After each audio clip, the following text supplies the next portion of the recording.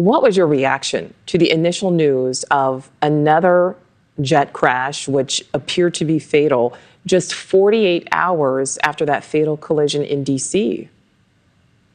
Well, it's certainly unusual, but the two accidents are not linked in any way that I know of. It was an unfortunate situation that we had two of them that close. The one concern I really have is why the Black Hawk crew was not at 200 feet or lower. They should not have been that high. That, in my opinion, unless there was a mechanical issue, that would be pilot error. Why was this particular crew, the Black Hawk crew, above that 200 feet? They were actually closer to 400 feet, which put them right at the same altitude, the maneuvering altitude of the regional jet. Please remain seated until further instructions by the captain. It comes as video shows the terrifying moments on board a United Airlines flight from Houston to New York City. New at 10 video taken by a passenger inside a United Airlines jet shows smoke and flames that appear to come from an engine. That plane is set to take off from Houston for New York City. Precaution right now, request fire truck.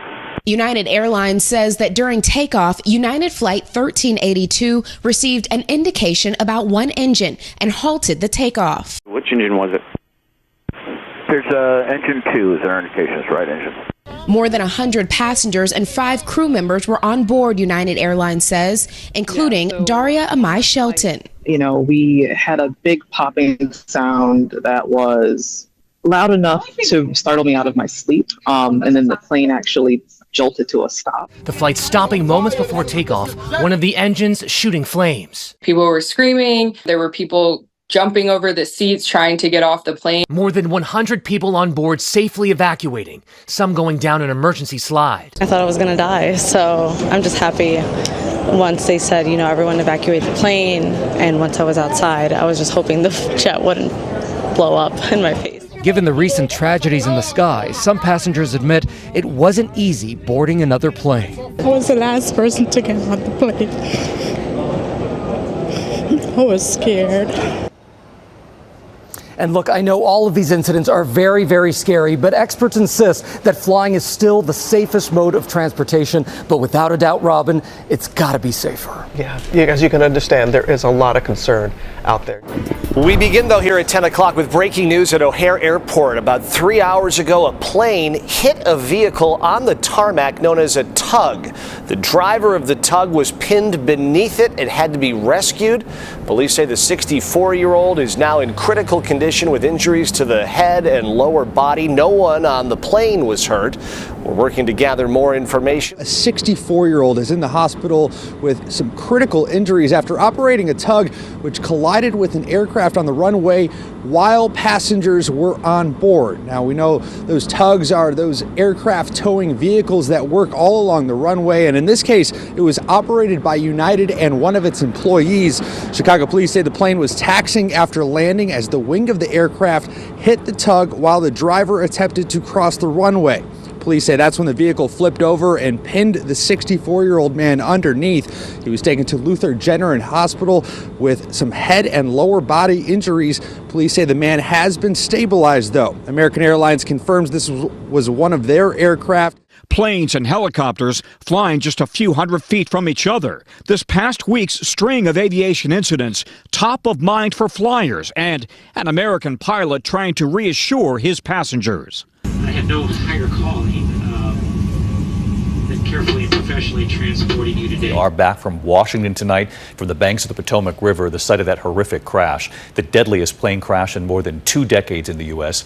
And we have more tonight on the breaking news in on that case. We want to go to the images moments ago. And data, at least so far from the time of impact, seems to show that that helicopter was flying too high. What is your takeaway right now, Keith, from the limited details we are learning right now? Well, we've got a few pieces of evidence that are important. As you say, the helicopter was flying too high. The helicopter was flying a route which has what we call a hard deck. The helicopter could not climb over 200 feet and maintain his air traffic control separation. The collision took place at 325 feet. So obviously, both the airplane and the helicopter were at that altitude when it took place. We also have information that the helicopter was off course somewhat, and the radio communications are in question as well. The helicopter should have been on one frequency and they operated by a single controller, and the airplane on another. That did not happen. Apparently, the tower was understaffed that night, and one person had been allowed to go home early. Consequently, we had a single person controlling airplanes and helicopters on the same frequency, which is not the way it's supposed to work there at that time.